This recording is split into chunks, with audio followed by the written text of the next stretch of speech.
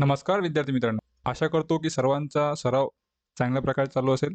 26 एप्रिलला येणारी बॉम्बे हायकोर्टची परीक्षा तुम्ही अतिशय आत्मविश्वासाने आणि धैर्याने पूर्ण पेपर सोडवणार.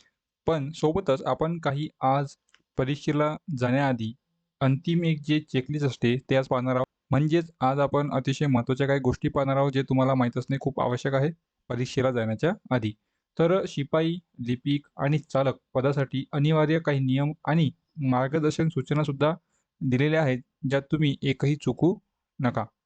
जसं की तुम्हाला सर्वांना माहीत आहे, की परीक्षेचे स्वरूप जे आहेत आणि गुणांची विभागणी जी आहे, ती शिपाई पदासाठी 30 गुण आहेत, लिपिक पदासाठी 90 गुण आहेत आणि चालक पदासाठी 20 गुण आहेत आणि प्रत्येक पदासाठी स्वतंत्र पेपर देण्यात आलेला आहे.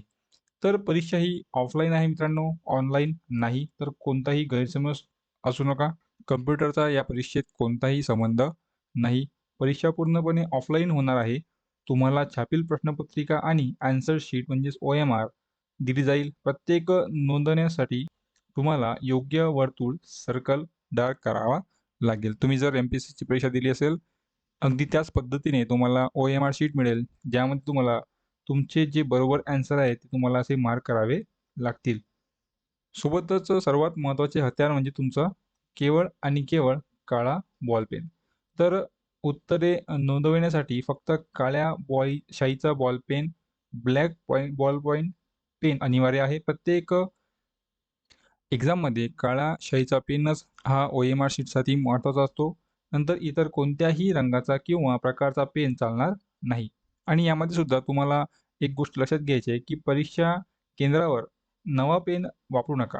2 दिवस आधी किंवा 4-5 दिवसाआधी तुम्ही, तसे तर आता 3 दिवस राहिले आहेत, तर तुम्ही 2 ते 3 काळे बॉल पेन खरेदी करा.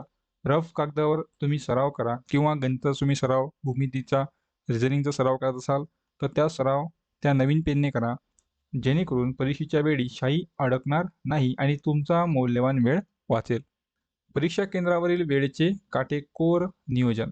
तर विद्यार्थी मित्रांनो, 60 मिनिट तुम्हाला वेळ दिला आहे आणि 1 तास आधी तुम्हाला परीक्षा केंद्रावर पोहोचावे लागेल. तुम्हाला तसं आय कार्डमध्ये सुद्धा दिलेलं आहे.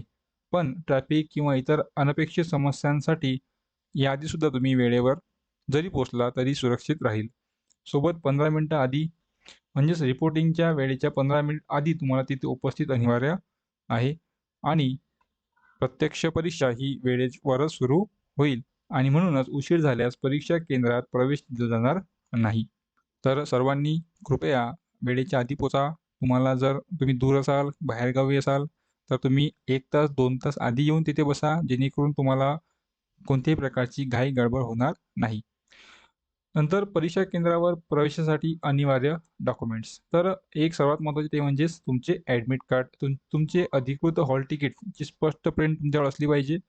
नंतर आधार कार्ड, पॅन कार्ड, मतदान कार्ड किंवा ड्रायव्हिंग लायसन या 4 पैकी कोणताही एक ओरिजिनल डॉक्युमेंट सोबत असायला पाहिजे. सोबतच नावात बदल झाला असेल, तर हा नियम आवर्जून लक्षात ठेवा. तुमच्या नावात बदल झाला आहे किंवा तुम्ही विवाहित महिला आहात, तर नेहमीचे फोटो ओळखपत्र चालणार नाही. तर तुम्हाला राजपत्र म्हणजेच ऑफिशियल गॅझेट प्रमाणपत्र असेल, तर ते सोबत ठेवा किंवा तुमचं मॅरेज सर्टिफिकेट सोबत तुम्ही ठेवू शकता. जेणेकरून तुम्ही फॉर्म भरलेले नाव आणि असलेले नाव यामध्ये क्रॉस चेकिंग होईल. आणि विद्यार्थी मित्रांनो, एक डेंजर झोन म्हणजेच सक्त मनाई असलेले काही वस्तू आणि कठोर कारवाई. तर सर्वात महत्त्वाचे म्हणजेच मोबाईल फोन तुमच्याजवळ असायला नको. नंतर स्मार्ट वॉच, डिजिटल वॉच चालणार नाही आहे. ब्लूटूथ, मायक्रोफोन अशा प्रकारच्या वस्तू तुम्ही वापरू नका. तसेच कॅमेरा, कॅल्क्युलेटर यासारख्या गोष्टी तुमच्याजवळ परीक्षा दरम्यान असायला नाही पाहिजे. आणि सोबतच यापैकी कोणतीही वस्तू आत नेण्याचा किंवा तशा प्रकारचा तुम्ही चमत्कार करण्याचा प्रयत्न जर केला, तर तुम्ही सापडला तर उमेदवारी तत्काळ रद्द होईल आणि त्यावर कायदेशीर कारवाईसुद्धा होऊ शकते. तर विद्यार्थी मित्रांनो, 26 एप्रिलला सकाळ घर सोडण्यापूर्वी फायनल चेकलिस्ट तुमच्याकडे असली पाहिजे.